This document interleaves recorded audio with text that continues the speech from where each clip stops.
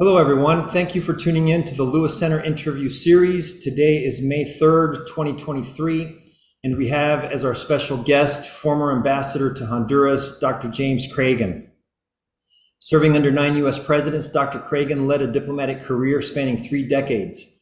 And after retiring from the Foreign Service in 1999, he went on to serve as president of John Cabot University in Rome. In 2005, he was named president emeritus. In 2006, he joined the University of the Incarnate Word for the first time as professor and ambassador in residence. And at the start of this academic year, he returned to UIW to serve as a professor in the Department of Political Science, as UIW's ambassador in residence, and as Lewis Center Fellow. Dr. Creagan's awards throughout his career include Honorary Citizen of Honduras and the Boston Archdiocese's Caritas Christi Award for Humanitarian Service. Furthermore, he is a Cavalier of the Order of St. Gregory from the Holy See and received the Italian Order of Merit Commendatore. Currently, he's a member of the Cosmos Club of Washington, D.C., the board of the San Antonio World Affairs Council, the Latin American Advisory Council of the University of Notre Dame, the board of the Texas Water Commission, the Advisory Council of the U.S. Global Leadership Coalition, and the board of the San Antonio Council for International Visitors. He also works with the Fulbright Association of San Antonio. Ambassador Creagan's experience has given him an extraordinary perspective on international affairs in general, and certainly a special knowledge of the Americas, where he completed multiple foreign service posts and assignments, including serving as ambassador to Honduras at the appointment of President Bill Clinton in 1996. In addition to serving as ambassador, he carried out senior level assignments in multiple other Latin American countries, including Mexico.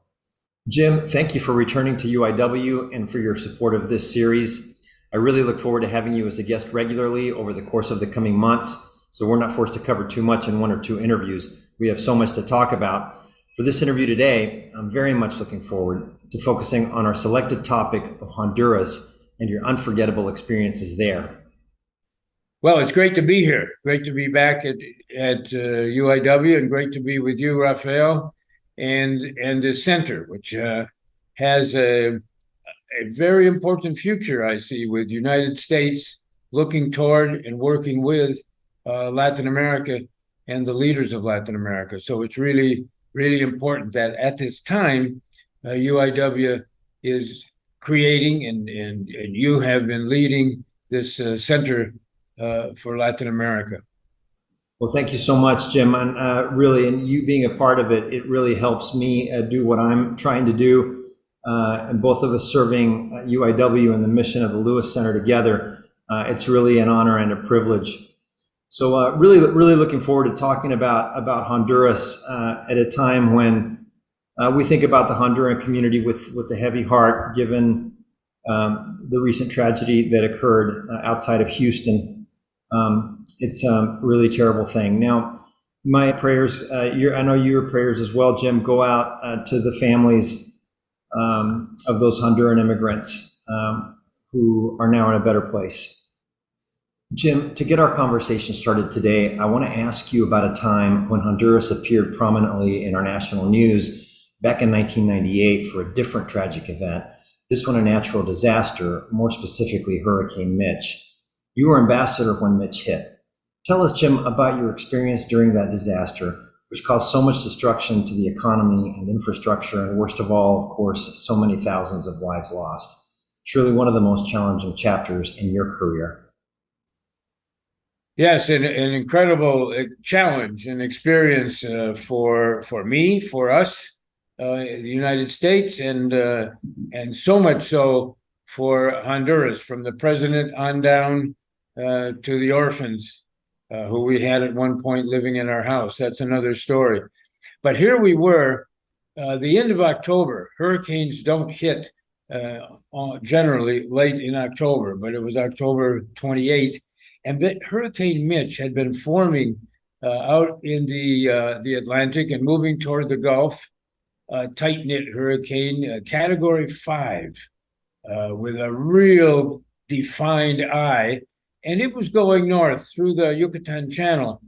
And so people were concerned with, well, we better be careful about Americans in Cancun and others, and there was the wonderful astronaut whom I knew as a senator from Ohio, John Glenn. He was going to be shot off into space, I think on his 80th birthday or something like that. So press was looking at that. This Hurricane Mitch stopped, turned south, which they never do, and came down toward Honduras. Well, at that point, we knew there was potential for disaster. Honduras is used to some hurricanes that will touch the Atlantic coast, touch the Gulf, but not this. I got with President Flores, and we determined that Honduras would declare, and then I could declare a national emergency. And with that, as ambassador, I could provide some funds for them to begin to see, okay, how do we work together? But this hurricane didn't stop at the coast. It covered 800 miles. It covered all the way across Honduras and other Central American countries, but most specifically Honduras. And the winds were, of course, terrible, and the winds were up to 200 miles an hour in some places. But it was the rain that came 1 day, 2 day, 3 day, 5 day, on and on and on, 10 inches, 20 inches, 30 inches, 40 inches in a mountainous country. And so you could see the potential for and the actuality of devastation. 4 days of total rain covered, the country covered. I finally was able to get up in the ambassador and the military group have a fixed wing plane we call the C-12. It's a King Air with 2 engines. So we got that plane up and flew out over the islands. Roatan, a lot of people know about Roatan because the cruise ships go there, and Guanaja, another island. It was called the Isle of Pines by Columbus because so many pines on the island. Well, we flew out over it, sticks only, not a pine tree left. 200-mile-an-hour winds had destroyed that island. There were Americans out there huddled into cave-like structures, and I was in touch with them, and they came out okay. Roatan and the other islands as well. But this hurricane then came in to the mainland and was certainly a disaster. What it showed was solidarity between the United States government, and the United States people, and a country in great need, Honduras. Early on, when the total impact was not understood in the U.S., also because it's interesting, if you have a phenomenon, let's say a tree falls in a forest, and there's nobody there to hear it. Was there a sound? Well, this hurricane smashed Honduras, but CNN and all the other news groups, A, were looking elsewhere, and B, couldn't get in when they tried to get in. So it was not reported for about in any large way, 3 or 4 days. Then we had the impact. So here I am, the ambassador, and I get a telephone call from Senator Ted Kennedy. Ted Kennedy was very powerful in those days, of course, of the Kennedy family. And he said, Ambassador, everything you need, you can get. Well, I felt very good about that because one thing we saw there, and Lord, we could use it again, was bipartisan action. The Democrats were in favor of helping Honduras, and immediately the Republicans were in favor. And so I worked with our Southern Command. We had General Wilhelm was the 4-star Marine general, head of the Southern Command, which again looks at all of Latin America. He was able to get helicopters in, and we saved maybe 700 plus lives. We were able to work on the next steps. Politically, let me give a little political tale. Former President George H.W. Bush, the father, came down to Honduras again, to show solidarity of the people and the political elements, if you will, the bipartisan nature of this attempt and this effort and successful effort to help Honduras. And George Bush had said, well, you know, how can we help? He said, I have a couple sons. One is the governor of Florida, the other is the governor of Texas, and maybe we could help out with National Guard. Well, the president of Honduras said, I have to consider our sovereignty here. Well, we don't really want the U.S. military all over. But the National Guard is different. And he said, I remember my days at Louisiana State, and the National Guard is not exactly the U.S. military coming in. So let's do it. And I said, let's do it. And we got National Guard from many different states coming in to help open up roads, to help bring water and food to people. It was magnificent. What an incredible service! Yeah, you performed there, Jim, to help facilitate all of this, and having direct contact with people who could make things happen right away. And you know, and it's a shame that it takes a natural disaster sometimes to put events in the media, you know, and that happened in Honduras. We don't get a lot of news about Honduras, you know. Yeah. Tim, it's kind of a shame. In fact, you know, we're so close. You know, when you and I look at maps, and just recently we were looking at the Panama Canal, but we're looking at the close proximity of Central America to the United States.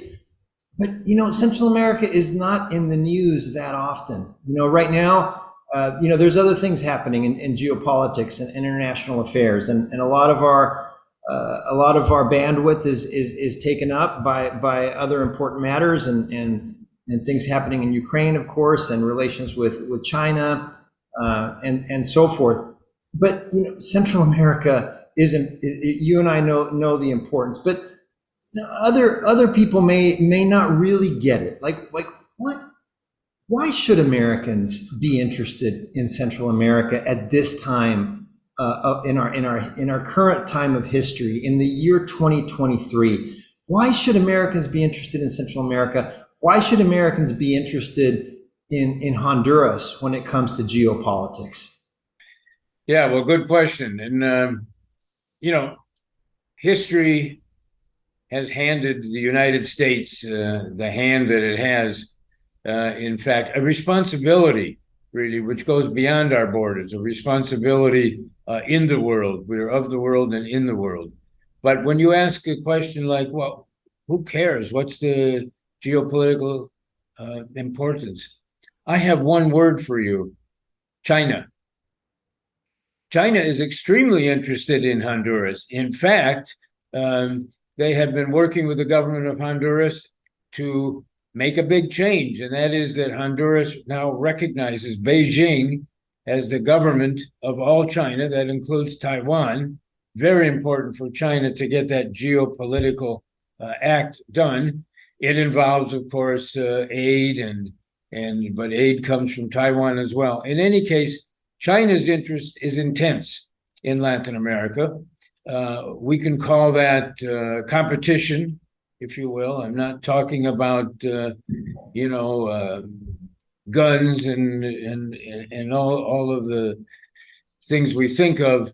I'm talking about competition. It can be economic competition, but China is there and is very interested in it. Then we also have, after all, the border. And unfortunately, of course, we do not have bipartisan cooperation on that issue. But Hondurans, before the hurricane, very few Hondurans in the United States. When the hurricane hit, we worked to get those Hondurans in the United States the ability to stay in the United States and not come back to a devastated country. So we worked up something called temporary protected status, TPS, and about 80,000 Hondurans were able to take advantage of that. But let me give you another exchange with former President Bush and President Flores, and yours truly there as the ambassador. And President Flores said to President Bush, he said, "Have you heard of the boat people?" President Bush said, "Well, yes, of course. We had the Haitians trying to make their way to the United States, and of course, Cubans in fragile crafts trying to make their way as well." President Flores said, "Yes, well, unless we can somehow put Honduras back together. I mean, the bananas have been destroyed, the dikes have been destroyed, industry has been destroyed. We have to put this back together, or we will have the feet people, and they will be marching from, this is 1998, mind you, they will be marching from Honduras through Guatemala, up through Mexico, across the border, and up to your house in Texas." President Bush, he got that one all right. And that's something that we need to continuously work on. In fact, yesterday I was talking with our people from our Agency for International Development at the embassy in Tegucigalpa, and we're working on development projects, working on ways to improve the lives of Hondurans and make it an interchange that is industries, the growing of crops like cacao and so many other, putting in water projects. And we have our NGOs right here in San Antonio in Texas, an NGO called Texas Water Mission, working in that area. And yesterday, in fact, we had a group from Texas Water Mission meeting with our AID. So there are things to do, and there are developments to take place so that Honduras has a future, and most of the people will have a future in Honduras, and that the travel would become ultimately voluntary. Yeah, absolutely. And you talk about the need for bipartisan solutions and also international solutions, right, Jim? I mean, Yes. to tackle the problems related to immigration. There's also great opportunities with immigration, no doubt about it. But certainly there's a crisis and there's a lot of problems, and the ones who suffer the most are the immigrants themselves. But it is unfortunate that quite often when we look at the problem of immigration in this country, it becomes kind of an us versus them. It's just the American citizens and then the people at the border who are kind of lumped up into one group, and there's really no effort by so many people to really kind of look at the intricacies of where and how this immigration is taking place. And so many of our immigrant brothers and sisters who are showing up at the border, at the U.S.-Mexico border, we're so close to it here in San Antonio. Well, they come from Central America, right? Right. And we're not going to solve this problem until we can affect some positive change in those Central American economies and societies. Jim, another question. You're now retired from your distinguished State Department diplomatic career, but you continue to serve and you continue to make efforts to improve our international relations. Your role at the Lewis Center, but other ways. You're looking out for the livelihood and the well-being of the people and the nations you grew to love as a result of your assignments abroad. And Honduras is no exception. You continue to do work that helps the people of Honduras. Tell me about your role, Jim, in the Texas Water Mission and the terrific Honduras project that the TWM has undertaken. So the Texas Water Mission, that too, it's a non-governmental organization, what we say 501c3, and they were formed. These are the good people of San Antonio. It started right here in San Antonio, and coming out of, this one came out of the Episcopal Church. The other things were coming out of your Catholic churches and your diocese here. And the idea was, having seen the destruction of Mitch and thinking about how the future might be affected and improved, this group in the Texas Water Mission were guys who actually could drill wells themselves, and other people who wanted to see wells being drilled. That is, what can we do? Maybe we can find clean water for the people in Honduras. And so the Texas Water Mission, which I am now happily on the board of, and I can't drill for wells, but I can participate in certain ways in putting people together. We went up to an area, Danli, sort of near the Nicaraguan border, and we talked with the people there. Where are the villages in need? Found villages in need where the women. It's really astounding to take a photo of this. The women with their children would walk 2-3 hours to a dirty river to get water, and then bring it back to the village, and of course use it for what you use water for, cooking and drinking, and then diarrhea. So many had diarrhea, and the children didn't go to school because they're spending the day going to the river for water. So we drilled, and we drill. We go down, 300, 400, whatever you need to get below water that might be polluted in some way. And so up comes the clean water. Well, in this particular in this particular town, they found that the water came from the well. We had ways, of course, to have them continue checking to make sure there was purity. We had hygiene classes to make sure that they did not have the dirty hands and the dirty cups and whatnot, which of course would bring disease. And soon the kids were going to school. I saw women with a little store called Kevin's Cosquillas, and they had some money that they could make. They went to town and sold rosquillas in Danli, and you had almost a little economy beginning to move because of these Texans going down and helping out. And now we have them, as I said yesterday, sitting with AID, Agency for International Development, and seeing how the little micro Texas Water Mission can work with the macro, the U.S. government in these projects that bring clean water and health to so many people.